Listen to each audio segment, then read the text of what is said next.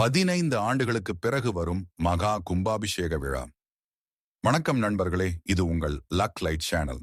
முருகப்பெருமானின் அறுபடை வீடுகளில் 2ஆம் படை வீடாக திருச்செந்தூர் சுப்பிரமணிய சுவாமி கோயில் அமைந்துள்ளது. அறுபடை வீடுகளில் இந்த கோவில் மட்டுமே கடற்கரையிலும் மற்ற 5 கோவில்களும் மலைக்கோவிலாகவும் அமைந்துள்ளது. சங்க இலக்கியங்களிலும் சிலப்பதிகாரத்திலும் குறிப்பிடப்பட்டுள்ள இந்த கோவில் 2000 முதல் 3000 ஆண்டுகள் முற்பட்டதாகும்.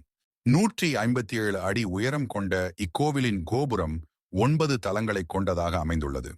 முருகப்பெருமான் தேவர் குலத்தை காப்பதற்காக சூரபத்மனை வதம் செய்த தலம் இதுவாகும்.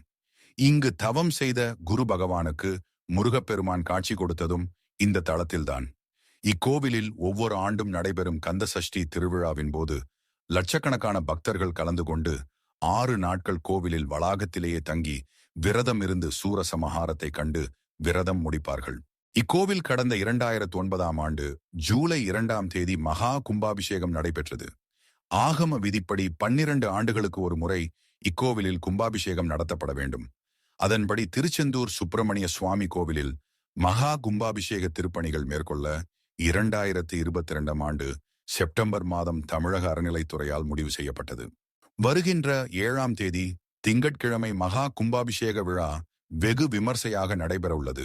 அன்று காலை 6:15 மணி முதல் 6:50 மணிக்குள் கும்பாபிஷேகம் நடைபெறும் என தெரிவிக்கப்பட்டுள்ளது. 15 ஆண்டுகளுக்கு பிறகு நடைபெறும் மகா கும்பாபிஷேக விழாவில் தமிழ்நாட்டிலிருந்து மட்டுமல்லாது பல்வேறு மாநிலங்களிலிருந்தும் வெளிநாடுகளிலிருந்தும் லட்சக்கணக்கான பக்தர்கள் கலந்து கொள்வார்கள். முருகப்பெருமானின் மகா கும்பாபிஷேக விழாவில் கலந்து கொண்டு முருகனின் ஆசீர்வாதத்தை பெறுங்கள். நன்றி, வணக்கம்.